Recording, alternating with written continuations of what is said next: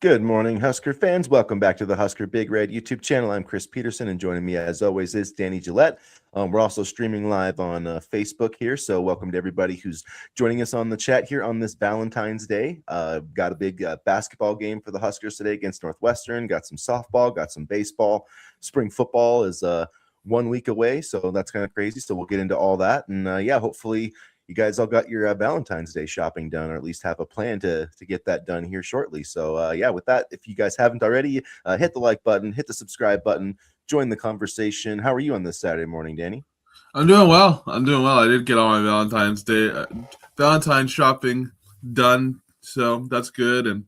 And I'm excited to watch some Husker sports this afternoon and recap some big victories yesterday. Yeah, I don't. I always do. I'm always always go the day of, and I'm a fresh flowers kind of guy. And so if you There want you go. flowers, you kind of have to go the day of. You can't. It's not like you can have the flowers sitting around the house or anything. Yeah, So no. So anyway, but yeah, it was a exciting week for the Huskers. Had a tough game on Tuesday, but the baseball team got a nice win over UConn last night, a run rule victory. Been a bit up and down this week for softball, but they've played some really tough competition. Yeah. I mean, 3 ranked teams, so no fault in going 1-2 so far against LSU, Georgia, and then of course Tennessee. They lost yesterday in a rematch of the Super Regional from the 2025 season. But it's exciting to have spring sports kind of back in the way and back in the mix. And Ty Horn and the Huskers looked pretty good last night. So I mean, playing again tonight, but it was nice to see Nebraska baseball start 1-0 for. I don't know what they did last year, but it's just good to see him to get off to a good start. Well, yeah, because they've historically struggled to get off to good starts, and it was really good to see them start off on the right foot. And like you mentioned in the preview on Thursday, a lot of offense for Will Bolt teams. Sometimes the pitching, it can be suspect, but it wasn't that way on Friday. I thought the pitching was really well. I thought the pitching did really well, and I thought they did a good job of kind of complementing the offense. So, like you talked about, Chris, these early games are important because they can matter in terms of seeding. Late in the season, they can be the difference in terms of, in the standings. And so a lot of people like to kind of dismiss these early games, but who knows? A couple of more fast starts over the past couple seasons, and we could have been having a different story about this team. So it's great to get that first win under their belt early. Yeah, and Ty Horn, we talked about his importance and how important it is to have, a good Friday starter. First start of the year, 99 pitches, 4 2/3 inning, gave up 1 run, 3 hits, 6 strikeouts. So really nice job by him. And then, the offense just kind of did what it does. I mean, this Will Bolt's teams have never had a tough time scoring. 16 hits. They had multi-game hits from the freshman, Jeter Worthley, who's going to be the catcher, Jet Buck, the transfer, Case Sanderson, Josh Overbeek, Dylan Carey, Cole Kitchen. So a lot of familiar names there, a couple of new names. But everything that they, it's one game, obviously, and UConn's not like a massive powerhouse, but a lot of their moves look like they're going to pay off. So they're playing Northeastern tonight on the MLB, I think MLB.com. So, you can stream it there. And then it's Grand Canyon, I believe, Grand Canyon, and then Stanford are the next 2 games up. So, but looking at their schedule, they've got a lot of games against like SEC teams coming up here. So it's going to be an interesting spring. And, if they want to have a chance to host a regional, like they got to do work, early. And that's, I think, it's some, baseball and softball sometimes like they don't get the publicity early in the season. People kind of catch on in April and May, but these early games are very important, for those late games, because once you get into conference play, it seems like it's hard to kind of move up, a ton, especially like when there's just like the Big Ten isn't viewed the same as the ACC and the SEC in terms of the NCAA selection committee. So you gotta impress them early, and Nebraska's gonna have a chance to do that. Yeah, and Big Ten baseball. I've always said Big Ten baseball is a quality conference and a quality group of teams. But I like the fact that Nebraska's getting challenged early, and we'll see what they're made of, because obviously their bodies are going to be a little bit fresher earlier in the season as opposed to later in the season. So I like that they're facing quality opponents early and not getting them out of the way, but being tested early. So I did want to get our comments here. Good morning to you, James, and anyone in the chat. Happy Valentine's Day to all. So happy Valentine's Day to you, James. Thanks for coming along as always, and good morning, Co, as well. Thanks for joining us on YouTube. Yeah, feel free, anybody else who's in the chat, and we'll let you guys kind of push things. Big Ten baseball is like the Mountain West football. Yeah, maybe I could kind of see that comparison. It's interesting. The Mountain West just got a new team in North Dakota State, so yeah, things are happening in the realignment world. And now there's talk that Sacramento State might be trying to join the MAC, which makes zero sense to me unless there is really going to be some type of MAC expansion west. Maybe they're going to have like two MAC conferences, a MAC East and a MAC West. Like, I'm not really sure though, outside of that, why you would add Don't they have a Sacramento famous State. coach for Sacramento State? Isn't it like Michael Vick or something? Maybe not. It was somebody like that though. I can't remember who it was. I'm gonna look it up because it's bothering me and we have the internet, so why not? Yeah, so anyway, it's interesting, and from a Nebraska perspective, I do wonder, not that they've recruited the Dakotas that hard, but you wonder with some of these teams coming up into the FBS ranks if that's going to impact things. But I don't know. They don't really, like I said, they haven't really recruited those areas that well. Well, South Dakota State's a pretty good program. I'm happy that they're at least trying to move up and are facing tougher competition because I think they're ready for it. Like you see, South Dakota State transfers come to Division I football all the time, so I'm thinking that they're going to be able to meet the challenge. Yeah, so North Dakota State's the ones who I think said South Dakota State. Well, yeah, they're good too, and they wouldn't surprise me if they made a move at some point. And then you got Montana State. You got a lot of pretty, North Dakota, South. All the Dakota teams are actually pretty good in the FCS. So I don't know. It's going to be interesting to see what happens, and it does kind of connect a little bit to let's see, Smokey J F79. Good morning, guys. Go Big Red. Good morning to you, Smokey. It will definitely hurt Minnesota in recruiting. That does make sense. I do see that part of it. It's just going to be interesting to see some of these teams, how they make these decisions moving forward. And I think it was interesting. The Big Ten's playoff plan got leaked. The 2014 whatever would get rid of the conference championship game. So I don't know. It seems like that's the direction. Seems like that's the direction things are headed. A bigger playoff. Maybe the bowl games are going away. So I don't know. Maybe you could see more FCS teams coming up because, if there's a 2014 playoff, you feel like you have a decent chance at least to make it. I think the Big Ten proposal would have, three independent / group of 5 teams. So, Notre Dame and 2 others. So, I mean, I don't know. It's just the landscape of college football is constantly changing. So it's going to be interesting to see over how that works out over the next few years. Yeah. And, 24 – I kind of think 24 teams is too many, but if it allows others like a Notre Dame or, somebody else to get in, then I'm okay with it. I don't know. I feel like 24 might be a bit too much, but we'll see.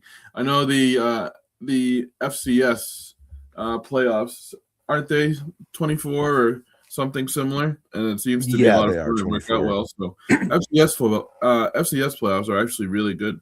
I watched them like a month ago, and they were solid. Yeah, it's a good playoff system, and yeah, it's 24 teams. So I guess that's kind of going off that same model. I think the only thing that I guess kind of like about it is that I feel like sometimes with this new system, it seems like the teams that have the more favorable conference schedules they do tend to make the playoff. And so I don't know, maybe that would get rid of some of that stuff. Like, you would have had a Texas last year, a Vanderbilt. You also had teams like Michigan probably would have made it. So I don't know. I mean, I don't know how many of those teams would actually make a run at the championship, but it does seem like, there's a lot, between 10 and 20, there's a lot of different rankings that, we're just still ranking a lot of different teams. And this way we could decide it on the field. So I don't know. I don't necessarily think they need 24. I feel like 16 would be a good, just leave it there. But I understand it because, if you're going to take away bowl games and things, I guess, this is, it gives coaches a chance to say, hey, I made the playoff. So I understand why like coaches and some of these conferences would be interested in a 2014 playoff. But I feel like we could cut it off at 16 and I've always thought that they should have like have like your 16-team college football playoff, and then like have a 16-team NIT or something. Like Yeah. I would rather watch that. I would rather watch that than a meaningless bowl game. So Yeah, I would too. I would too. anyway, I don't know if there'd be much appetite though for those. I mean, the Sun Belt teams, like, why wouldn't they want to go through a playoff like that? But then again, it's like maybe they should maybe just the Sun Belt and the FCS and all those small schools should just have their own national championship, the Group of Five national championship. So I don't know. It's a whole discussion that could go on probably all day. Yeah, no, I agree, and I wouldn't be surprised if we see it expand beyond 24 at some point too. I mean, that would not shock me at all. But anyway, I guess for to kind of wrap up where we're at with spring sports today, softball taking on UCF. I believe at 12:30. So they're 4-4. Hopefully they can bounce back and get a win today. Still kind of trying to feeling things out early in the season. Baseball playing tonight, and then we got Nebraska basketball coming up here today at 1 p.m. Central Time, 12 o'clock. 12 o'clock Central Time. I get my times mixed up. 11 o'clock Mountain Time. So 12 o'clock Central Time. Nebraska's got Northwestern on tap. The Wildcats 10-15, but they're probably like legitimately the best 10-15 team in the country. They're 66th in the Ken Palm rankings. So, you look at when they played Rutgers, they were like 150. So Northwestern's considerably better. And Nebraska did kind of have some struggles with them down there. They fell behind early in the first half. They grabbed the lead, by halftime. But Northwestern's very good at mucking it up, I would say. Chris Collins is a really good coach. They just don't have a ton of talent. They do have the Big Ten's leading scorer, Nick Martinelli, 22.5 points per game. He's really good. I remember he killed us by himself last time we played, and I was like, why aren't they defending him better? But he was just making shot after shot. Yeah, so he's going to be an issue. And then they had some other Arrington Page had a really great game against Michigan. He was splashing threes, and he was like a big transfer get from Cincinnati. Hasn't played well early in the Big Ten, but if he plays like he did on Wednesday, like they could be some trouble. They had a 16-point lead over Michigan on Wednesday night before they ended up blowing that, and that was in the second half. So kind of similar to what happened with Nebraska. Just kind of fell, couldn't make any shots down the stretch. So this is a team that definitely I think fans should be wary of. They're very good at slowing the tempo down, and that's one thing you want to do against Nebraska. And another thing they're good at, there's only a few things. They're not a very good rebounding team. They're very short, but they're good at forcing turnovers, and they're good at taking care of the ball. And so, that's been something Nebraska's been good at, taking care of the basketball, but not so much in their last 3 games, or at least those 3 losses. They're averaging 11 turnovers per game in those losses. So if those turnovers get up to, in the double digits today, I think Northwestern could make this game interesting. So that's something I'm going to be watching today. Completely unrelated, but how about Michigan last night, huh? Man, no team is safe in the Big Ten. That's Michigan State, you mean?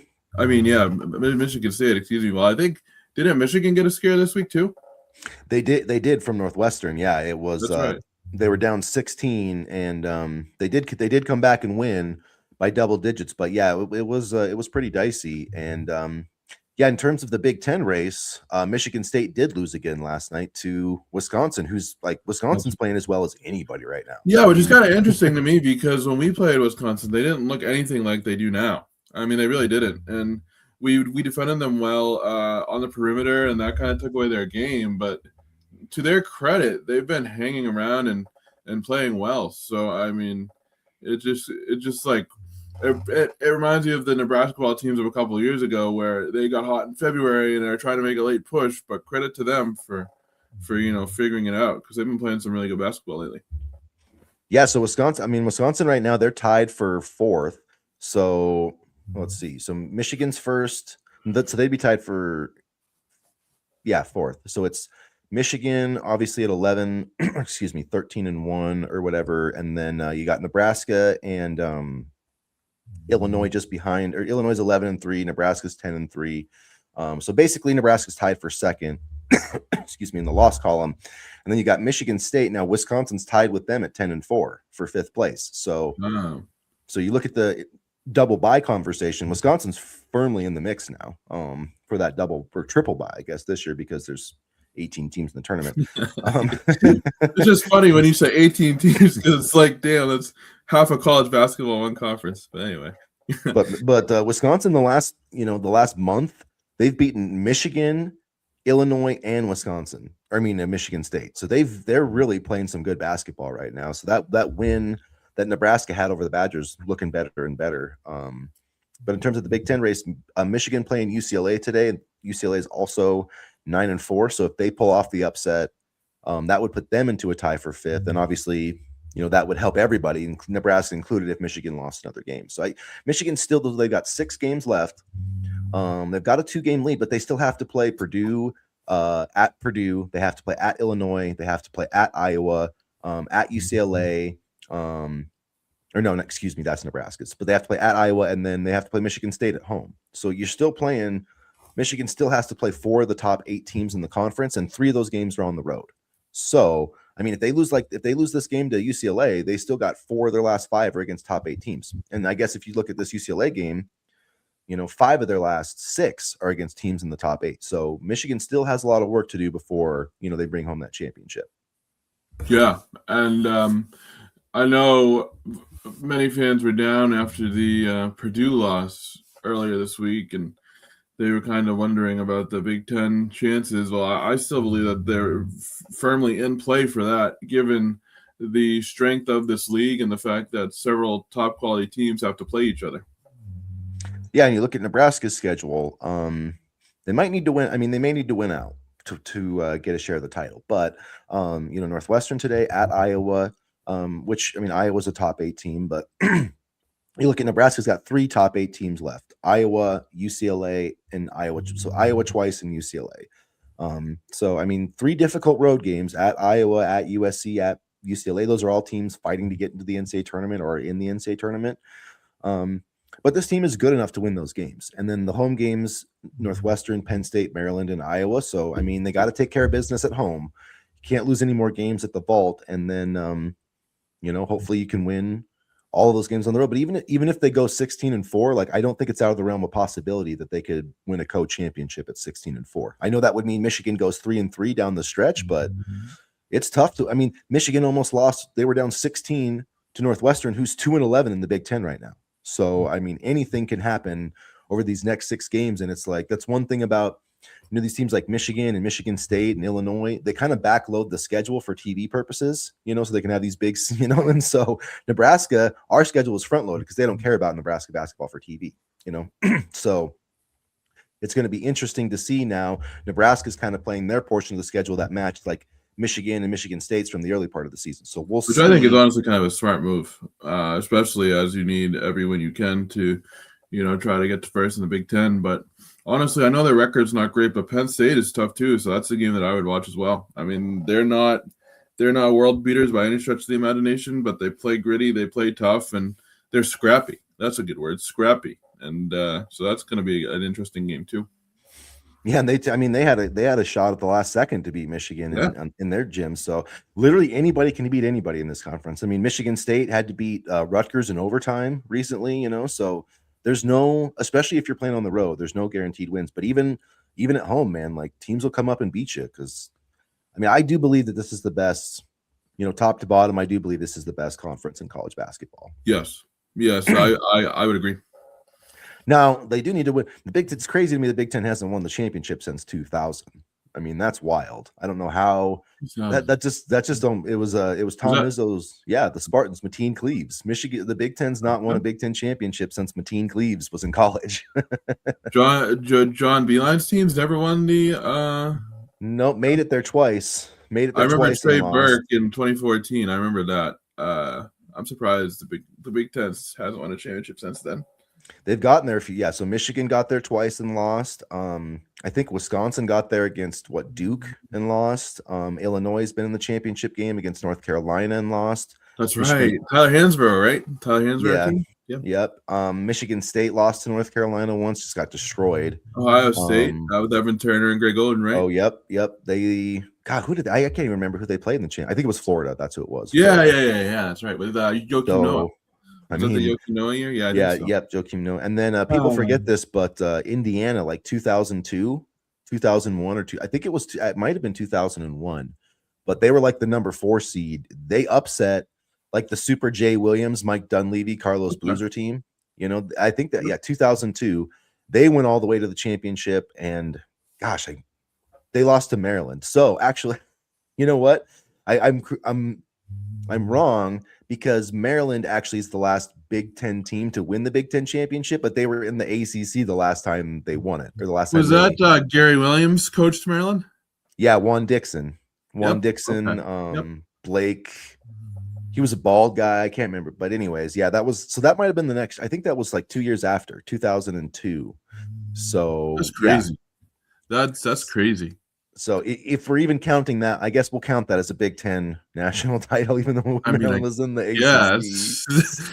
But even so, it's still 24 years since any team in the conference has been able to say they have won a championship. So That's crazy. I could have sworn some Michigan teams were close in terms of like getting at least to the championship game.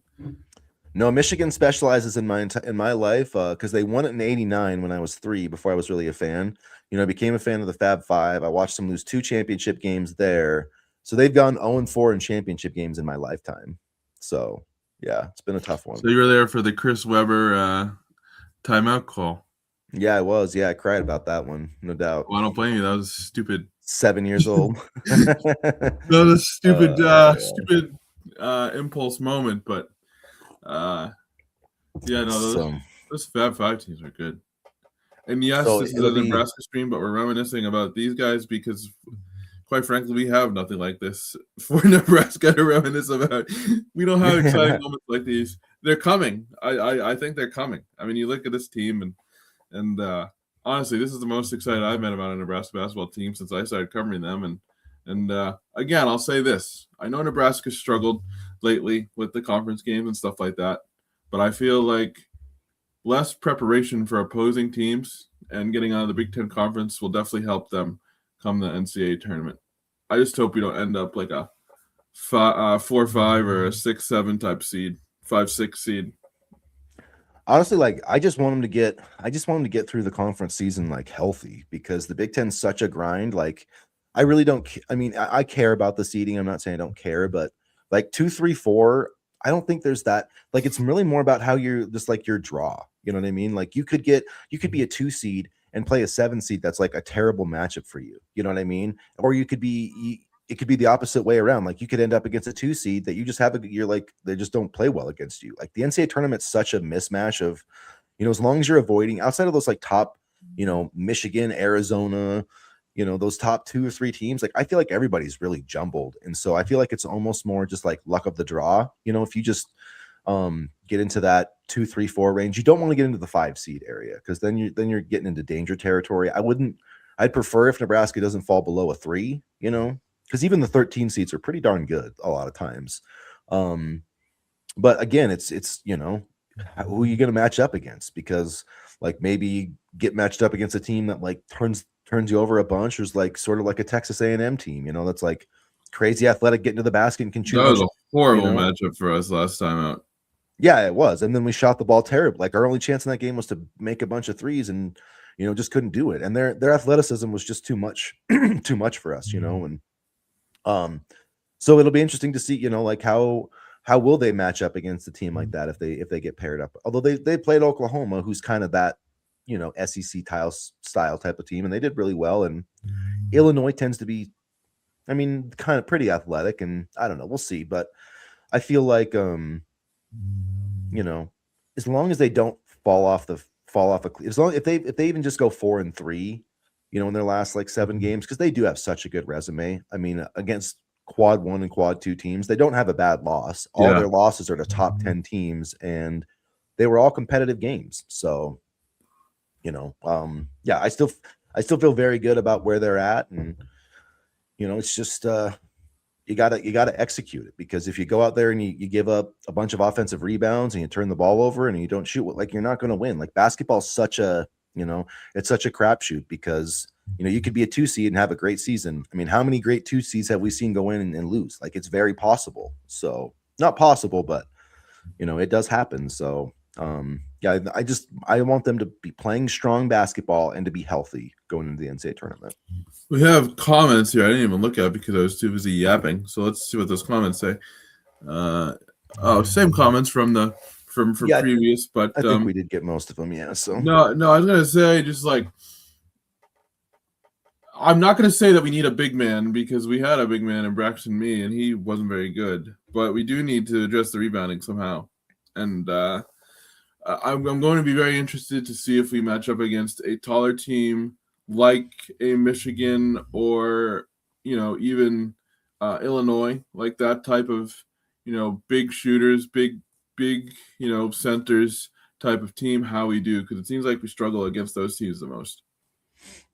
Yeah, it's kind of interesting because Nebraska was doing really well with its, defensive rebounding, and then kind of fell off a bit. So I don't know. I think the biggest thing is, that I feel like that's going to be, an issue. That's like their weakness, right? Like every team probably has a weakness. Like Nebraska's is probably offensive rebounding. And, like I've compared this team to the John Beeline teams, which I get. I'm sorry, but that's just what they remind me of. And, his teams often struggled with offensive rebounding. It's just, when you play, these skilled bigs that are sometimes, outside of the basket, yada. I mean, I know that's more on the offensive end, but I mean, it does happen sometimes. I think the thing for Nebraska is they just can't. What kills them, it's these extra possession games, right? And so if they're giving up those offensive rebounds, the thing is they can't also have turnovers. That's what kills them. I mean, you can't give up 20 offensive rebounds like Purdue. Like you just can't do that. But that's a one-off. They haven't, even Michigan, who's really good, like they got like 10 or so. I mean, so you can give up, like 30% of your misses. I think with Purdue, I don't know what it was. I don't know how, that one guy had a bunch of rebounds. Personally, I thought there was some offensive fouls that should have been called. And they were building a house in the paint, and there was no whistle either. They were making pancakes in the paint and cooking breakfast and setting a table, and there was no calls. So I don't know what the heck that was about. And I'm not usually one to say like, oh, it's the refs and blah blah blah. But I mean, some of those are absolutely crazy. Yeah, so I mean, there was some too. To me, it looked. I gotta call it, and on top of the fact that you're getting elbowed in the face, and there's no call there either. Like, what can you do? I mean, I thought too. It truly looked to me like he hooked and held Berkey multiple times. I mean, he had his arm like this, and Berkey's arm is right in here. That's a hook and hold, and it's on a rebound. And frankly, I'm not sure why it never got challenged or reviewed, but it's what it is. Like, but yeah, so I'm not that worried about the rebounding. I just think it's, it is, I don't know, rebounding is like an effort thing, but sometimes it's just like, sometimes it depends on shots and sometimes the ball bounces a weird way, I do think that there was part of that game against Purdue, I think especially early, that Purdue just wanted it more, it's like when they came out in that 14-2 run, like they kind of hit Nebraska in the mouth. And so I do think, Burkett, he got called for the foul on that offensive rebound, which was even dumber. That was just so. So I was screaming. Well, in the one before, I was screaming for it. I was like, dude, that is a hook and hold, or at least an offensive. You see that called so many times, and so like, I don't have a problem when the guy boxes that. When you got the guy boxed out and he's just taller than you, and he goes up and gets it, like that happens, right? Like I know fans are always, well, he boxed him out. Well, that if the guy's just taller than you, can go get it. That's fine. But if he's leaning over you, or if he's holding you, like that's a foul. Anyway, I didn't want to read up to this point. I was gonna say, if a guy boxes out and like Berkey falls down because he bumps into him, like that's just a big man thing. That's not necessarily a foul either. Yeah, it's like there's gonna be, exactly. You're fighting for positioning, But yeah, teams. This is a really good point, Co. And Fred Hoiberg actually talked about this, I think, after the Illinois game, it was really bad, and I can't remember which newscaster. There was one of the newscasters put together a little clip of Price in the Illinois game, and he's literally trying to come around screens, and they're grabbing his arm. I mean, they're literally holding his arm. And if you look at Price Sanford, one of the things that he does, and he might be, out of all the players in the Big Ten, like if there was one player in the Big Ten that you want to catch and shoot coming off a curl screen, it's Price Sanford. Like he is elite at that. And he's also, so that's why like he's getting a lot of these curl cuts, because teams are then trying to chase him because they don't want to give him that. They don't want to go under because then they know he's going to pop out for that three. Did Casey do these curl cuts or something? Because I've noticed like that's been a feature within the Fred Hoiberg offense, and it's worked well for the shooters at times. He did, yeah. He was probably him and Price are actually really similar players. Not size wise or anything, but like the way they move without the ball and cut, and like the screen and the curls and the flares. that's I mean, really good shooters can catch off the screen, and so if the refs are going to allow teams to mug Price Sanford, it's really going to make a difference. And you've seen his 2-point scoring has Yeah. gone way down, and that's the reason why is because teams are now having to get up on him because they know he's such a good shooter, and so they're getting a little too physical with him. And now those other shots or those other movements to the lane are being hindered, and those do have to be called. There's really just no way around it. So I don't know. Big Ten. I hate to say it, but it does seem like Nebraska gets the raw end of the deal from Big Ten officials. Yeah, I agree. And I know everybody does because they're so crappy, but it does seem like more go against Nebraska than they are pretty. Big Ten and ACC officials are by far the worst. Yeah, and Big Ten basketball is like, I don't know. It's just football's not much better either, honestly. No, football isn't much better. I hate when they decide the games. I'd rather see nothing called than a ticky-tack foul called. But yeah, no, I agree. Let them play. So, but that doesn't mean you can let somebody hang out in the key for 8 seconds.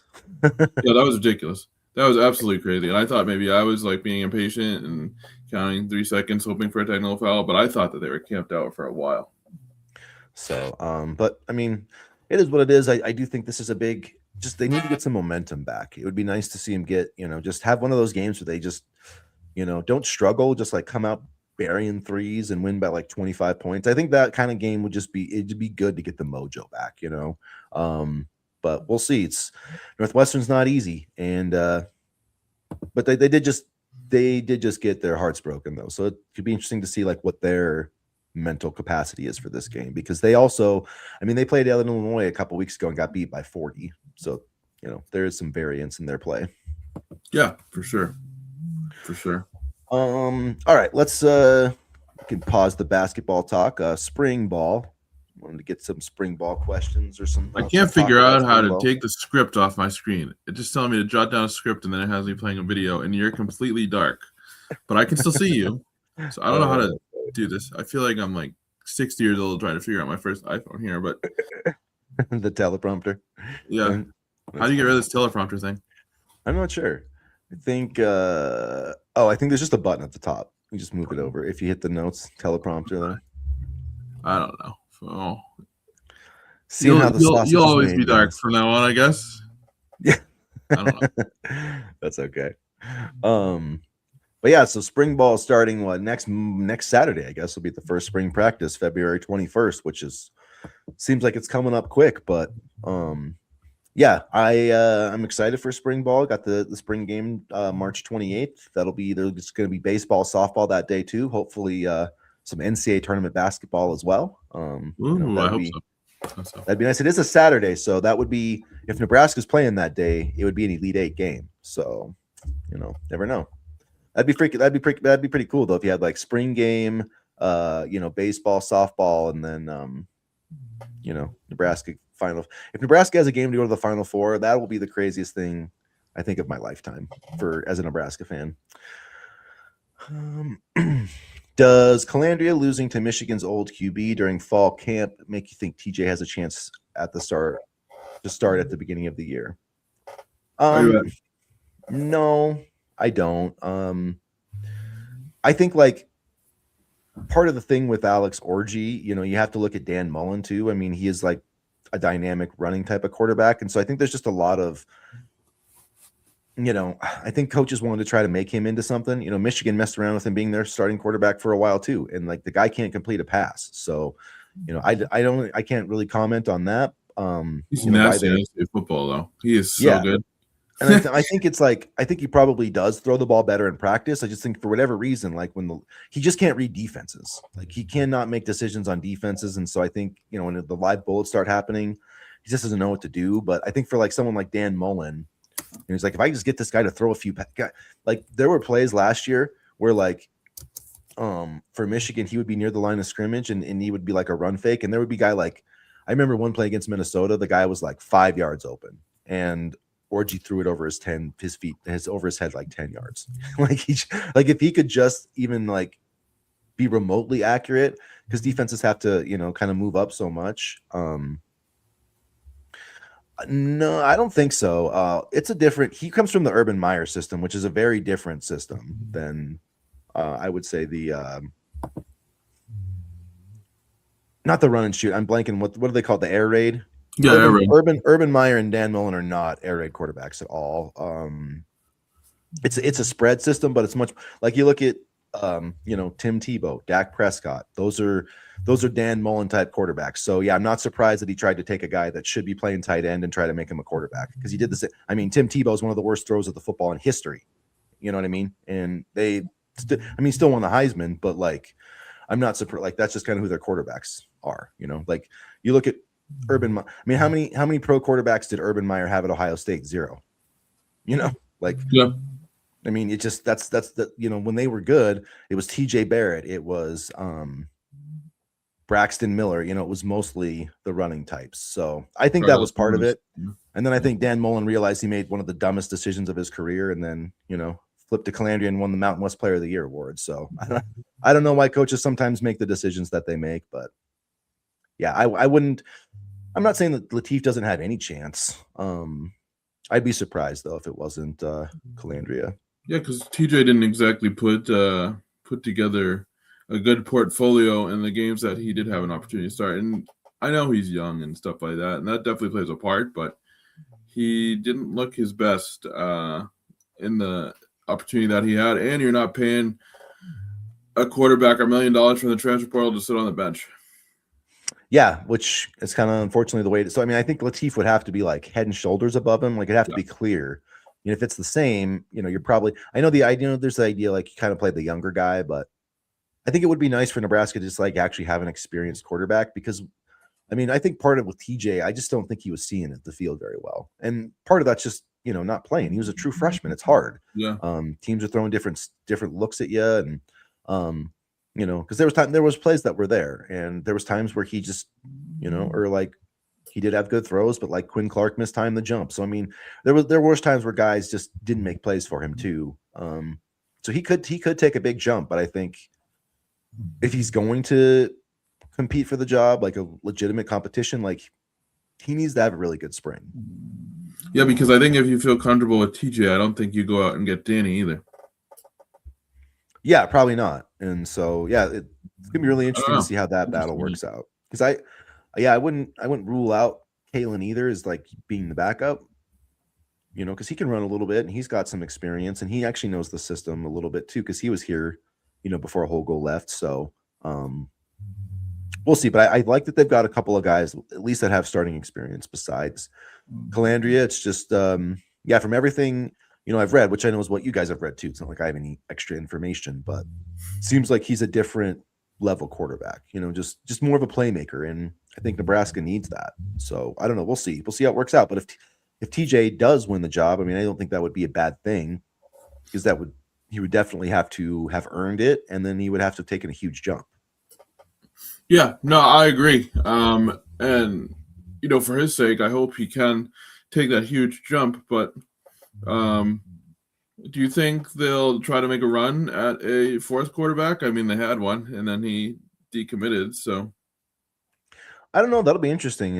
They still could. I feel like they're probably just going to go with what they got now.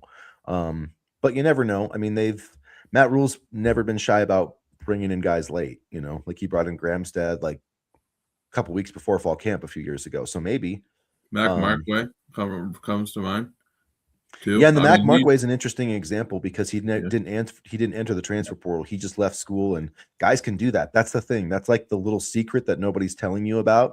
Is like even though they're like some people, like lawyer type people, will tell you that the transfer portal is a made up mythical idea. Basically, it's a time where you can transfer if you want to, but that doesn't mean you can't leave school and go to another school and play football. You know what I mean? Like I'm not saying anybody's going to do that. But I am predicting that is going to happen somewhere. Like somebody on some team who's on a team right now, by fall camp is going to be enrolled in someone else's school, and they're going to bypass the transfer portal, just like Mac Markway did. Except he was hurt and all this type of stuff. And I'm certain at some point that this is going to happen. He should be good to go this year, right, Markway? I don't know because he had the ACL last year too, and I think they're moving him to defense. So I'm not sure what his future holds. I meant in terms of just playing overall. So you think he might be good to play? Yeah, I Or think so. I think yeah, I think so. I don't know, because 2 ACL injuries back to back is a little rough. So I'm just hoping he's good to play football. Period. Yeah, I think it'd probably be good just to get through a year, move so maybe it's just like a year to learn how to play defense and get all that stuff done, and then try to go from there. Um, I think this is but a big year, not to like go off on a separate thingy here, but I think this is a big year for Carter Nelson. yeah, he needs to get in the mix a little bit here because, I mean, if he gets passed by Luke Sorensen, then that's that's Yeah, that's going to be the writing on the wall. I mean, this is what his third year. Like, yeah. you had your redshirt year, you had your year getting hurt. It's time to make something happen. So yeah, And I'd I'm say very this. excited for Luke Sorensen. I know he's more of a blocking tight end, but I think he can be more than just a blocking tight end in the system. Yeah, he got more chances, more receiving opportunities this year, and I thought he played really well. Just about a lot of analysts have said, this is a guy that could play right away. Like the recruiting people who have scouted and watched him. So I think he could have a chance. And yeah, Carter Nelson. I'm also looking at Grant Bricks. Like there's a lot of 4 stars in that 2024 class that need to step up and do something because there just hasn't been a lot of return on investment. Not that that's not my favorite word for it, I guess, but there just hasn't been a ton of production from that Well, class. now it is an investment because they're getting paid. Yeah, Some of them are. with some getting more than others, but yeah, I'm gonna pull it up here. Obviously Dylan Raiola was, I mean, he is what is what it was. Grant Bricks, Roger Gradney, he transferred, didn't he? Yep. Preston Tamua hasn't played. Ja'Cory Barney, he's been a good one. Yep. So he's been one of the better ones. Let's look at the composite rankings here. I like to look at the composite rankings in terms of like the 4 stars. But yeah, I had high hopes for Roger Gradney. Yeah. Mario Buford's still in the mix. He's might be in the secondary this year. Yeah. I would say he had a bigger role than we think. Yeah, Davon Hall was a bust. Isaiah McMorris was a bust. Vincent Shavers, good get for a 3-star Yeah. recruit. Keanu Davis was a good get. He's now gone. Let's see who else. That's pretty much it, I guess. As well, there should be more 4 stars than that. So what about? Or I guess maybe I might be thinking of some guys in the 2025 class, but yeah. Mekhi Nelson was part of this class as a 3-star. He actually got rated higher than I thought he did, but I thought Nebraska had more 4 stars in this class, but I guess No. I guess I was wrong. Mm-mm. I must be thinking of 2025. So yeah, but still not. You look at the big guys that we thought were going to help turn the program around: Bricks, Nelson, Raiola. Just hasn't happened quite yet. So yeah, hopefully we'll get better. So 2020, looking at 2025, Dawson Merritt, Cortez Mills, Simpson, Christian Jones, Sean Hammerbeck, Jeremiah Jones, Isaiah Mosey, Latif, Juju Marks. So Cade Patrizak, Bryson Weber, those were the 4 stars out of this last class. So hopefully, Well, we've seen those guys will stuff produce. from Latif, so we can kind of count that as a return on investment so far. Cade Patrizak, I think at this point, I would say good. Marks, I'm very intrigued about. Yeah, people forget about him a little bit in the offensive tackle room, and Hammerback, to be honest. So I honestly, until you just said his name right there, I forgot. They've both been on the roster for a year, so it sucked losing Houston Kahina Torres. Yeah, it did. And it was, and you know what? As soon as he entered the portal, I knew he was going to Michigan. I just knew it because Utah had offered him a scholarship, and like Utah's really good at getting like those Hawaiian Samoan guys, and so I was like, even though I knew that the people weren't really talking about it, I was like, God dang it, this guy's going to end up at Michigan, and he certainly did. And so like I feel, if I think he was going to be the next starting center for Nebraska. So they're having to kind of replace that position now. But yeah, anyway, he's one. Him and Keanu Davis, outside of Raiola, him and Keanu Davis are the 2 guys that I wish. And I don't even want him to have kept Raiola. So him and Houston Kahina Torres and Keanu Davis are the 2 guys I really wish Nebraska would have kept that they lost. I don't know. I wasn't really too impressed with Davis last year, but I know. I just think his best football's ahead of him. So I I think it's agree one with of that. those I deals. can Like, agree with that. so I yeah. I mean just the potential. He hasn't met the potential yet, but I don't know. It's just gonna suck if he meets it at Miami. and he very well could. I mean, they have a good defensive coordinator and a good defensive line coach. So defensive coordinator is actually from Massachusetts. I was talking to some buddies the other day, and Corey Heatherman grew up in their hometown. So kind of cool. I did want to. We kind of skirted over this, so I'll get to this question and then I'll get to your Yeah. next question. Kosa, do you think they went out and got Kalen, or do you think that he just wanted to come back home? You asking me? Yeah, Oh no, I think they yeah. went out and Sorry, got no, him. just yeah. What are your thoughts? I think they went out and got him because if they didn't, you know, he could have very well wanted to be back home, but I think Matt Rule likes guys who are familiar with the offense already, and he likes guys who are familiar with the system. So I think they went out and got him, and I think honestly he was in the portal, and I think the coaching staff always liked him, even with the Raiolas in town. And I think it was probably one of those things where it kind of sucked to see him go, because I know many, including me and you, were disappointed to see him go. But we just had to bow down to the Raiolas, and I think Matt Rule probably didn't want to. And now Kalen's in the portal. He has a chance to be back home. Things are lining up a lot better for everybody. So I think they went out and got him. Yeah, I think it was, Kalen went to the portal. I think it was just a good opportunity. I think it was just like a mutual probably interest because Nebraska's looking for, a guy with probably years to play who could potentially be a starter. And so I think it probably worked out for both of them. So yeah, I think it was more that he just wanted to come back home. I do think he kind of fit a specific need for Nebraska, and I think Nebraska fits a specific need for him. It's a chance to start in the future, not necessarily this year. It's going to be hard this year, but there is a path to him being the starter, and that wasn't here when he left, and that wasn't really going to be there at Virginia anymore after they brought in some other quarterbacks. So I think it was a move out of necessity for both sides that made a lot of sense. Yeah, I agree. Okay, so then we're back to our recruiting topic. I just forgot to answer that question, so I felt bad it was sitting there for a while. Okay, so is Rule and Co. doing a good job of developing these recruits when they have, quote, the best facilities in the nation? What do you think, Danny? I mean, yeah, I think for the most part, I think what we're seeing here is the line between development and the transfer portal. And this is something we talked about before, but I truly do think that Rule got caught up in 2023 when he said, he wanted to be a good development program. He was still on the train of thought of keeping kids for 3 years, getting them in the program, and allowing them to develop. I think what's happening now with the transfer portal is everybody's leaving at a quicker rate than expected. So I think for the people that have stayed, he's doing a good job of developing. I think he had a vision of developing players for longer, but I think with the accelerated, what's the word? Accelerated kind of expansion of the transfer portal, I think that has hindered the development process for a coach like Rule. And we've seen him kind of use the transfer portal more and adapt to the transfer portal more.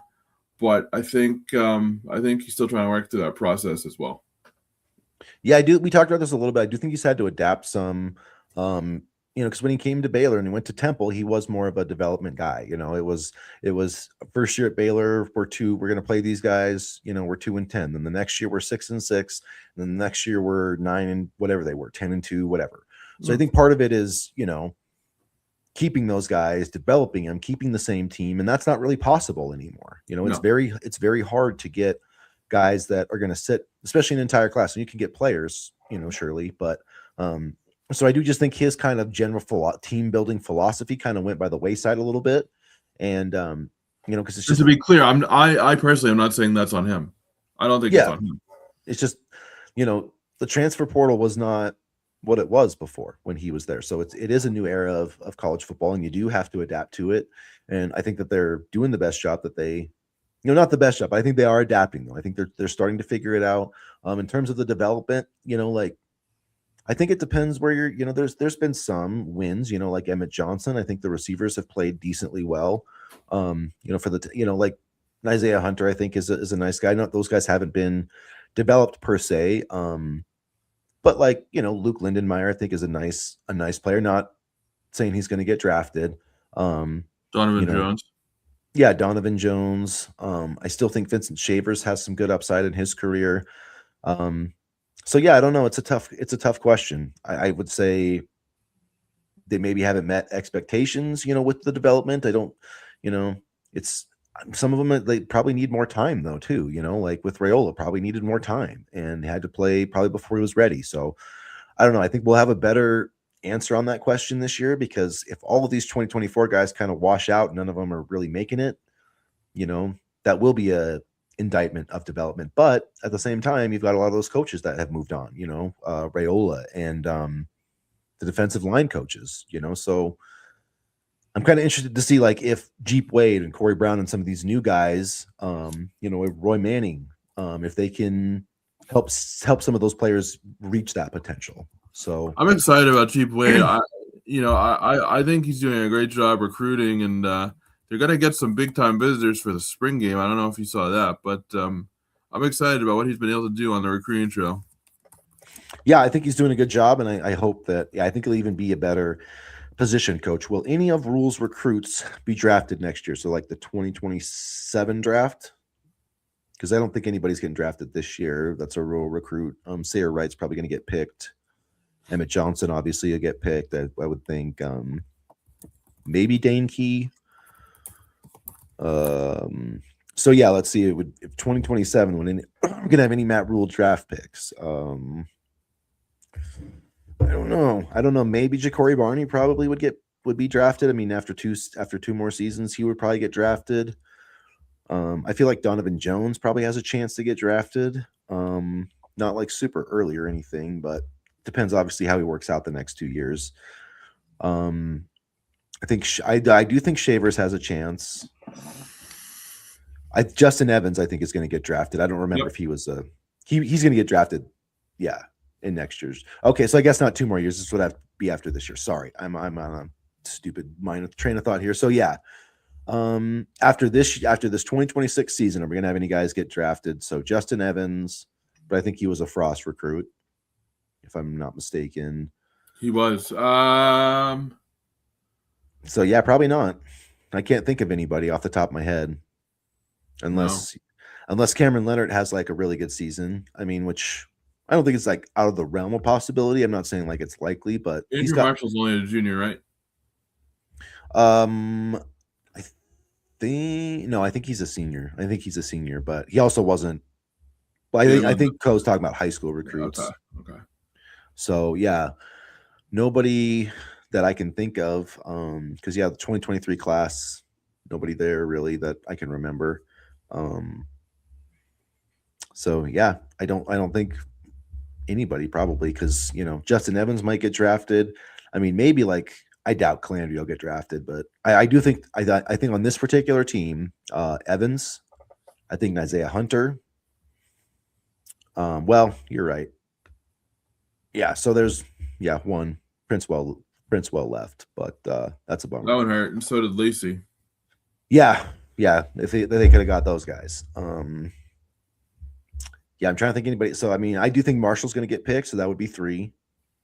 And then like maybe like a Dwayne McDougal would get drafted late. The guy who transferred. I think Chambliss has a couple years left to play, so I don't think he'd probably go after this year.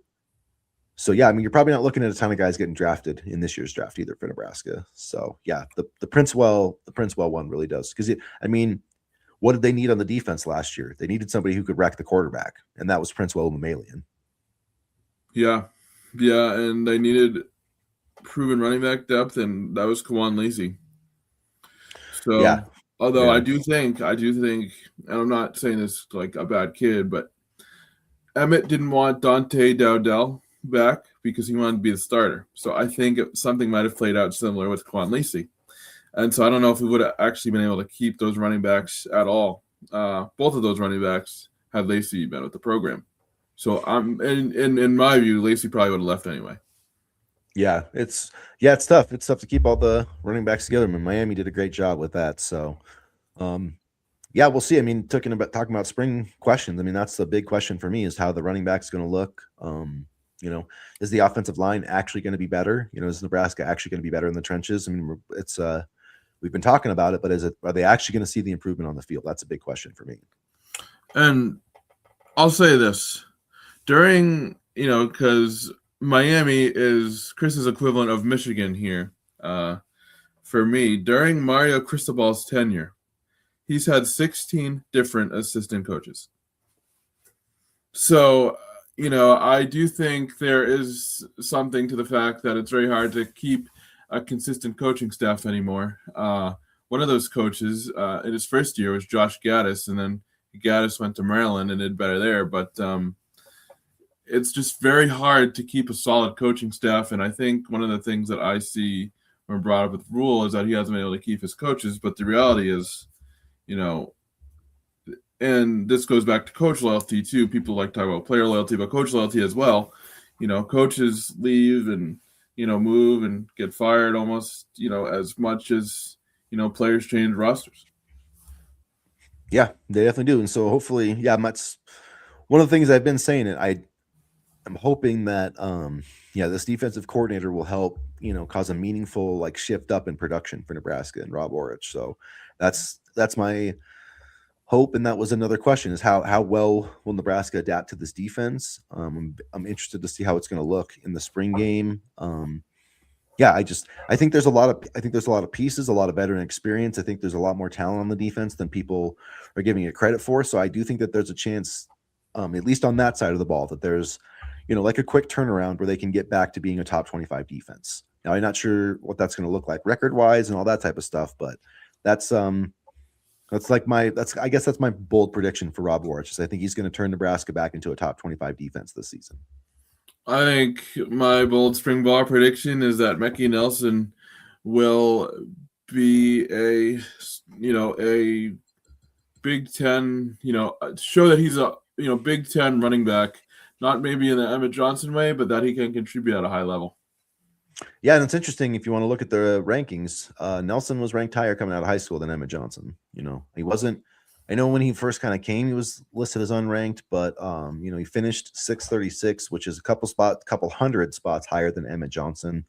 When he reclassified, so like when he spent that 2024 season with Nebraska, that should have been his high school senior year. So last year, when he was a redshirt freshman, basically that was like him being a true freshman. That would have been his true freshman year if he hadn't reclassified. So really, if he was a 3-star back in 2025, if he had stayed and been, it's probably not out of the realm of possibility that he would have been a 4-star recruit. If he not reclassified coming out of high school. Michigan, people forget this, but Michigan was pushing very hard to try to get Nelson at the same time Nebraska was. And I would say that Michigan's had quite a bit of success, recruiting running backs over the past, 5-10 years.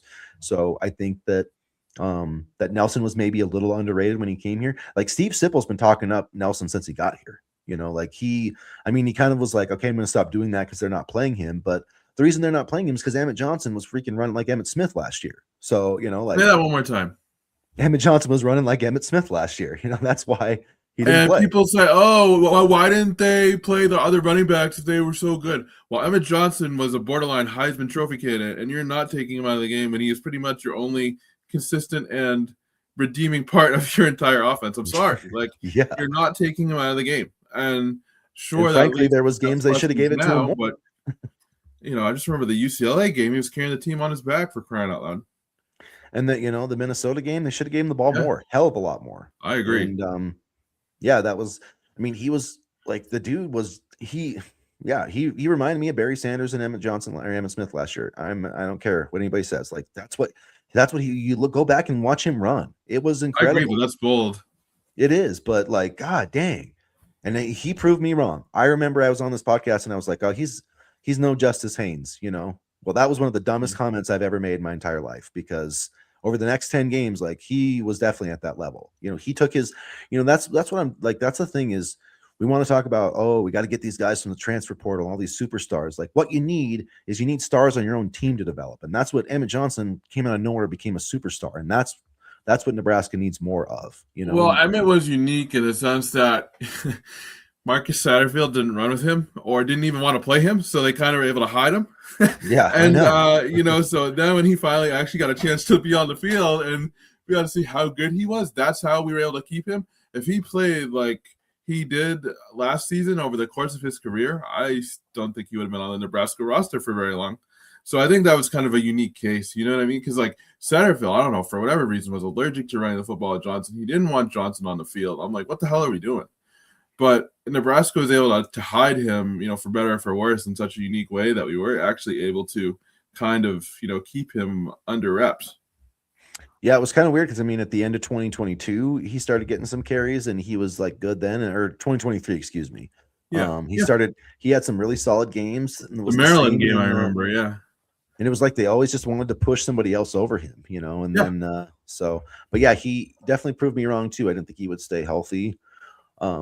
So every time that Nelson's played, he's been productive. Like, it hasn't been a ton, but he's done it. So, I think I'm not that ready might to be give up on one. Ives either. No, I like Ives too. I I just like think Ives that too. I think Nelson, like, I think if when you look at all the recruiting factors, I just think it's like this is more than just a 3-star recruit. He just, I feel like people give him treatment like oh, he was kind of like a 0-star type. You know what I mean? Because that's like what he was when he first committed, because he was reclassifying and all this stuff. And so I just feel like he's been a little underrated, and maybe I underappreciated him too. But over that Utah game, I thought that was impressive. He's 6 foot, 195 pounds, 27 rushes for 147 yards last year, 8 passes for 102 yards. So that's what, 35 touches for 249 yards. Yeah. Let's see, what's that work out to? That's 7 yards a touch. Like, I get that that's only a few, 35 touches isn't that much, but it's not nothing. It's not nothing. And if a guy can produce, like, I don't expect him to have 7 yards a touch, when he's getting No. 20 touches a game. But there'll be some variance. But I do think that there's a chance he'll be a really good player, and I like that both of these guys can catch the ball. I think a running back who can catch the ball and make plays. Like, I know that everyone says like a tight end's a quarterback's best friend, but when you can just dump it out to your back and he can go make plays, like, that's pretty useful. And Emmett Johnson did that a lot last year. Yeah, and we hadn't had one of those in a while leading up to Emmett Johnson. I mean, sometimes Anthony Grant, but so I think in terms of Mosey, like, I think he's going to be a weapon, because it's like he is a receiver there. Like, he is a receiver playing running back. Like, he kind of is more like the Wandale. He's the Wandale Robinson. Like, he actually is that. You know what I mean? Like, he shouldn't be. no, I just like Wandale was so damn good. We just didn't use him right. So yeah, no, we didn't use him right. But anyways, okay. Well, I got to start wrapping up here, you guys. Nelson could develop into the next EJ. I do. I could. Yeah, definitely. I mean, is he gonna be the Big Ten leader in rushing yards? I don't know if he'll do that again, but yeah, I think he's got a chance. So, Matt Rule was right about running back. I'll give him that credit, and hopefully he's right about it again. So I would, I don't know how you pronounce his name, but Nebraska is getting a 4-star offensive tackle to visit for the spring game. 2027 offensive tackle Ula Silamore Olu Badola. Do you know who I'm talking about, Chris? No, I don't. He's visiting for the spring game. Recruited by Jeep Raid. Top 10 offensive tackle prospect. He's going to visit Nebraska there. And then I read somewhere from Tim Verges that Nebraska is making a push with 2027 three-star linebacker Blake Benton. So they're getting into the mix there. Benton's been offered by several teams: Illinois, Penn State, Minnesota, Northwestern. So they're doing a lot of good work in the 2027 class, and I'm very curious to see if they add more high-profile visitors for the spring game. Yeah, it'll be the guy you're talking about, 69th overall, 6'6", 270. So yeah, I think that's going to be a big spring, a big visit weekend for recruiting. Yeah, and EJ put on a bunch of weight and muscle. Can Mekhi do the same thing? Is it Mackay? I always get his name mixed up. I got to figure that out. It's like every time I think I figured it out, then I hear it differently, and then I question myself. So I just am always going back between these two. So anyway, I think it's Mekhi. I think you're right. But anyway, yeah, I don't know. We'll see. I mean, yeah, I'd like to see him get over a 205, 210. I mean, 195 is a little slim. So yeah, be nice to get up a little bit bigger there. I think both of those guys are going to have to put on some weight. And then the other thing too is I think Quentin Ives is, everyone's talking about Nelson and Mosey, but I think Ives, Rule talked about him short yardage situations, and he's been productive when he's had chances. He had a 100-yard game last year actually. So overall, I feel like running back's not terrible, especially when you add the element of the running quarterback. I want to see Connor Booth as well. Not like in a big role, but I just want to see what he can do, and I wonder if he'll have an opportunity to showcase it. Yeah, don't sleep on Connor Booth. Running back is just one of those. I feel like running back's a position too that's hard to, it's just hard to rate. I feel like high school recruits sometimes because maybe you have like a dominating offensive line, or you know what I mean, the competition. I don't know. It's just one of those. Sometimes you do see those 3 stars kind of break out. So we're gonna have to follow a lot of Millard South next season, Chris. Yeah, Millard's. Yeah, it's going to be like Nebraska prep team, basically. Trey Taylor and Ellis. Hopefully, we get Ahmad Hudson playing over there. That'd be pretty. What sweet. do you think about Amir Brown's offer to Alabama? I mean, I like that he's getting offered by. I mean, I don't hate that he's getting offered by Alabama, but it does make me a little nervous. But the thing with that, I'll say, is that this is not Nick Saban's Alabama. If this was Nick Saban's Alabama, I'd be a little bit more worried. Yeah, they don't really like to run the ball. So I mean, I think last year they had like. I think I was watching the Oklahoma game when they played them in the playoff, and they had like a long run, and they're like, this is Alabama's second run of 30 yards over the year. I was like, what? So, I mean, yeah, they I don't know. If I was a running back, that's just, you're right in the sense it's not Nick Saban's Alabama where it was running back you, because that's kind of an underrated part of when he was there. They had 104.1 rushing yards per game, which isn't incredibly high last year. They had 3.4 yards per carry and 21 total rushing touchdowns. Yeah, that's bad. That's not good. So, yeah, I'm actually, thinking of that. I'm glad that Kalen DeBoer didn't end up coming to Michigan, because I don't want a coach who runs the ball like that.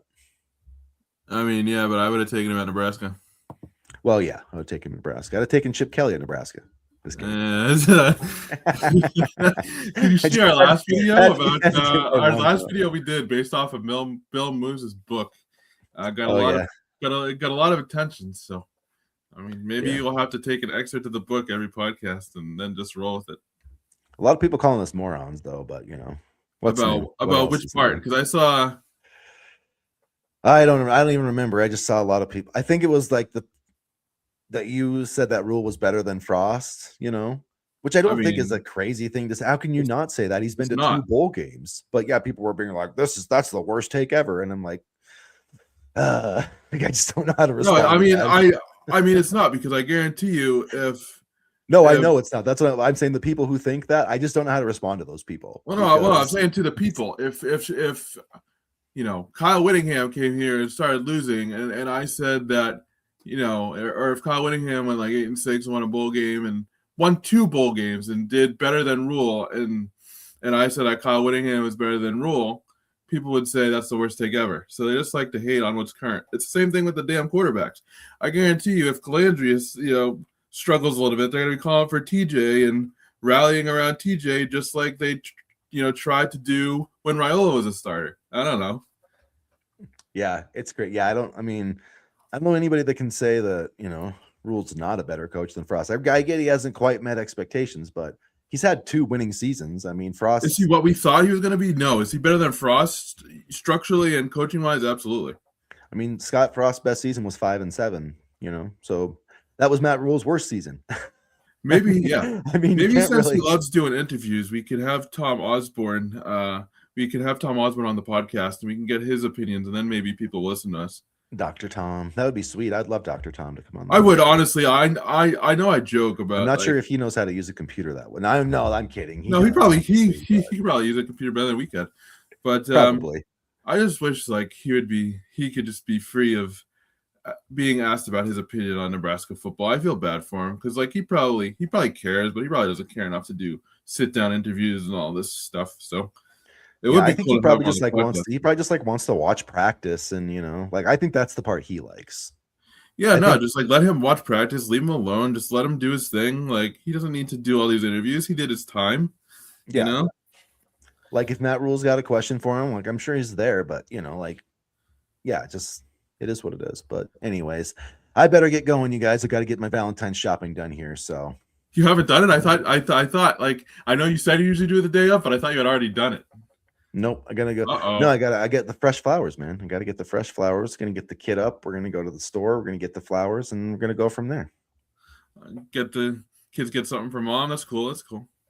So I got my mom nothing. So you got to get the fresh flowers. That's how I roll with it. I am enough of a gift, mom. So if you're watching this, that's why I didn't get you a gift. There you go. Well, as long as you're doing on Mother's Day, Yeah, Valentine's Day is yeah. not. Then you're good. Then you're good. Yeah. So, all right, you guys. Well, hey, thanks for hanging out with us. Hopefully, we'll get a Valentine's gift from Nebraska in way of a smashing victory over Northwestern. So, if you haven't already, please hit the like button, hit the subscribe button, get into the comment section, and as always, go Big Red. Go Big Red.